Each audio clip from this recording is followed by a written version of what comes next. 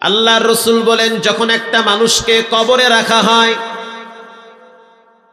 লাশ কবরে রাখার পরে উপরে বাঁশের চালা দিয়া এরপরে মাটি দিয়ে যার যার মতো সবাই যখন বাড়িতে চলে যায়, জানতে চাই কবরে প্রশ্ন সুয়াল জবাব আছে না নাই?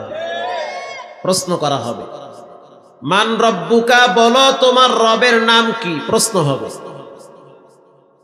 এখন আপনাকে বলতে হবে রব্বি আল্লাহ, আমার রব একজন, তিনি হলেন কে? এটা বলতে হবে। প্রশ্ন করা হবে মান রব্বুকা, তোমার রব কে? প্রশ্ন কি বাংলায় না ইংরেজিতে না আরবিতে? আরবিতে।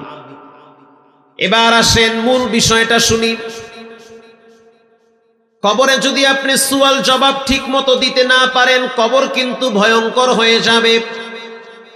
আল্লাহর নবী বলেন, কবরের দুই পাশের মাটি এমন জোরে চাপ দিবে, চাপের কারণে হাড্ডি ভেঙ্গে চুরমার হয়ে যাবে।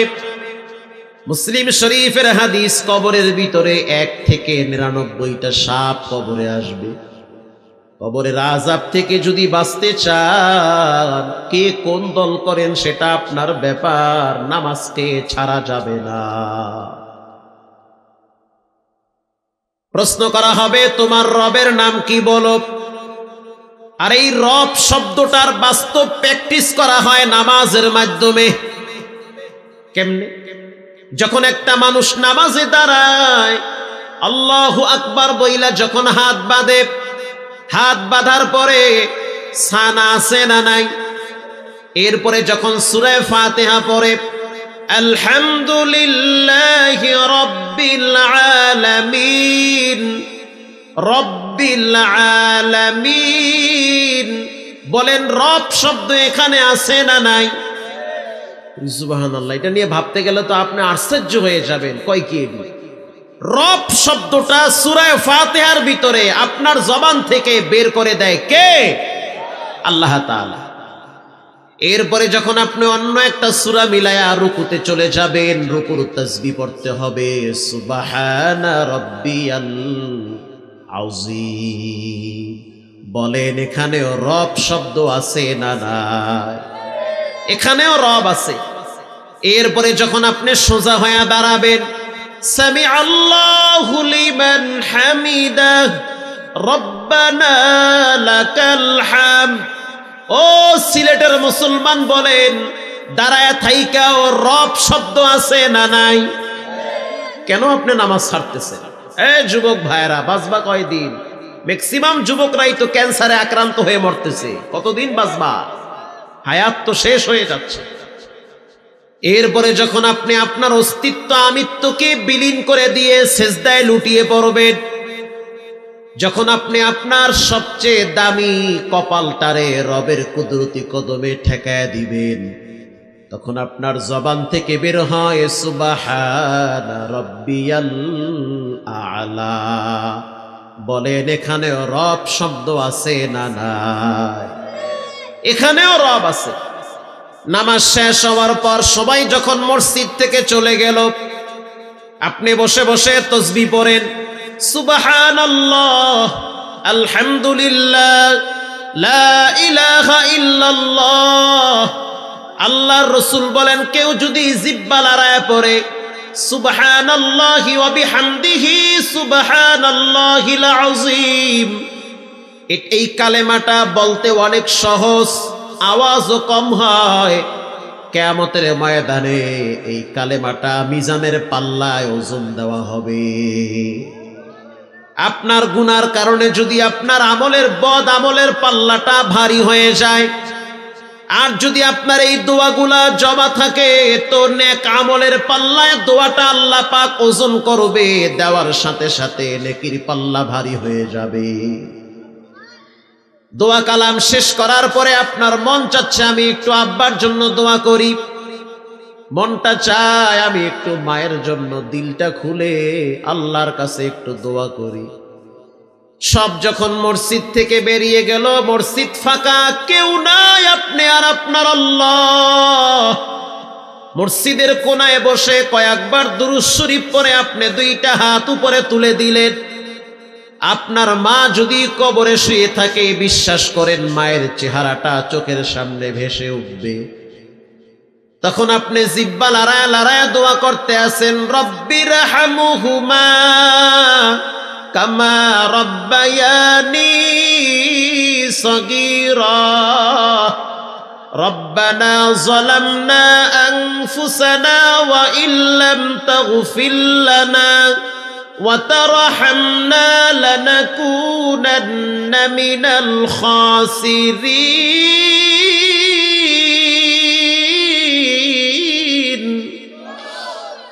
আপনি দিল খুলে দোয়া করতেছেন, রব শব্দটা আপনার মুখ থেকে বের হয়ে যাচ্ছে। দোয়ার সময় রব, নামাজে দাঁড়ায়ও রব, বারবার রব রব রব কয়েকশো বার নামাজের ভিতরে আপনার মুখ থেকে বের হতে হতে প্র্যাকটিস হয়ে গেছে।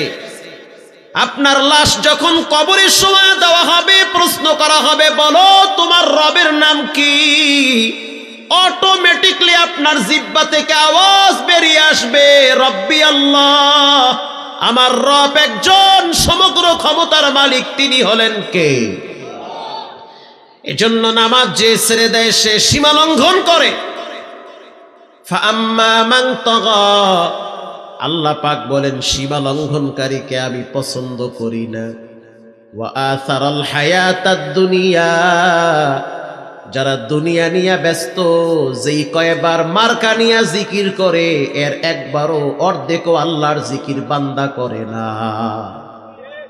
মরার পরে মুখ দিয়ে মার্কাই বাইরে আর নেতার নামই বাইরে, মরো বুঝবা কত ধানে কত চাও, আউযুবিল্লাহ নাউযুবিল্লাহ মুখ দিয়ে বাইরে না।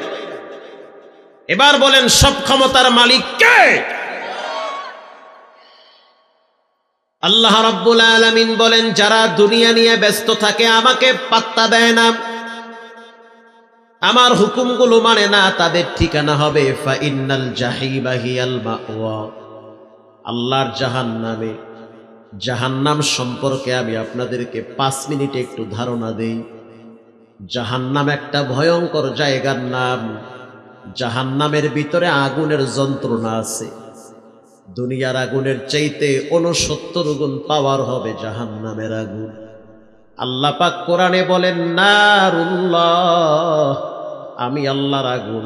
বুঝেন আল্লাহর আগুনটা কেমন পাওয়ারফুল আগুন। সূরা হুমাজাটা খুইলা একটু তেলাওয়াত করেন। যুবক, মোবাইলে কত জিনিস দেখতেছো, দরজা জানলা লাগাইয়া মোবাইলের দিকে তুমি তাকাইয়া আছো, তোমার রব তোমার দিকে তাকাইয়া আছে। তুমি তো মনে করতে আছো রং তামাশায় জীবন কাটায় দিতেছি, আর কত যুবকের লাশ ঘুমের ভিতর থেকে বের করা হয়। সাবধান, কত যুবক বিদ্যুৎ স্পটে ঘুমের ভিতরে মারা যায়। চার্জে লাগায় ঘুমায় গেছে, ঘুমের ভিতরে হাত চলে গেছে ওই দিকে মাল্টিপ্লাকের দিকে, লাইগা জায়গায় ঘুমে শেষ। কয়েকদিন আগে শুনলাম ঘুমায় গেছে, পাশে গ্যাস সিলিন্ডার বাস্ট হইয়া 3 যুবক একসাথে মারা গেল।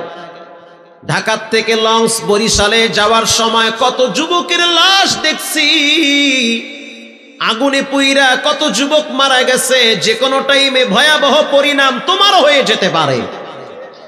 এজন্য আল্লাহরে ভয় পাও, জীবনটারে সুন্দর করে সাজায় নাও। আল্লাহ তাআলা বলেন আমার আগুন, আমার আগুন তীব্র যন্ত্রণাদায়ক আগুন।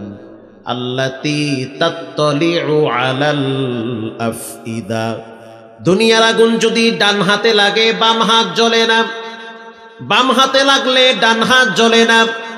কয়েকদিন আগে দেখছি ট্রেনে আগুন লাগছে, এখান থেকে কত লাশ বের করা হয়েছে। সন্তান মারা গেছে, স্ত্রী মারা গেছে। স্বামী চিন্তা করলো যাদের জন্য আমি বেঁচে আছি তারাই তো মারা গেছে, আমি থেকে লাভ কি? জানলা দিয়া মানুষ টানতে আছে বের হও, কিন্তু বের হয় না, পুরা দেহটা অগ্নিকুণ্ডে ঝলসে গিয়েছে। তাহলে বুঝেন মানুষের জীবনের শেষ পরিণাম কত ভয়াবহ হয়ে যায়। বাড়ি ইউনিটে কত লাশ এখনো পড়ে আছে, যাদের অস্তিত্ব পর্যন্ত তালাশ করে পাওয়া যায় না, শুধু কয়লার বস্তা নিয়ে ফালায়া রাখছে। আল্লাহ পাক স্পষ্ট ভাবে কোরআনে বলেন আল্লাতী তাত্তালিউ আলাল আফ আফইদা, শরীরের যে কোনো অঙ্গে লাগলে কলিজা পর্যন্ত ভুনা হয়ে যাবে আমার আগুন।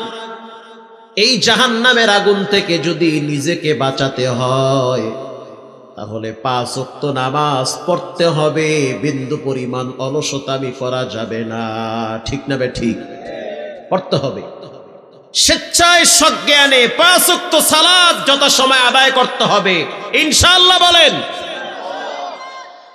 এরপরে আল্লাহ তাআলা বলেন ওয়া আম্মা মান খাফা মাকামা রাব্বিহি ওয়া নাহান নাফসা আনিল হাওয়া,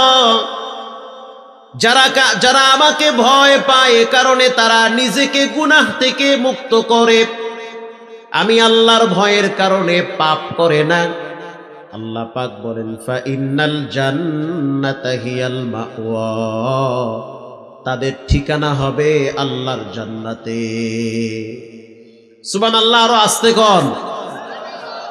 যারা আল্লাহকে ভয় পাওয়ার কারণে গুনাহ থেকে নিজেকে বাঁচায়, যারা আল্লাহর সামনে দাঁড়াইবার দিনটাকে ভয় পায় এ কারণে আরেকজনের জমির আইল ঠেলে না, যারা আল্লাহর সামনে দাঁড়াইতে ভয় পায় এ কারণে আরেক ভাইয়ের হক নষ্ট করে না, যারা আল্লাহর সামনে দাঁড়াইতে ভয় পায় এ কারণে জনগণের হক নষ্ট করে না, আল্লাহ পাক বলে এদের ঠিকানা হবে আমার দেওয়া স্পেশাল জান্নাতে। সুবহানাল্লাহ, আসতে বলেন।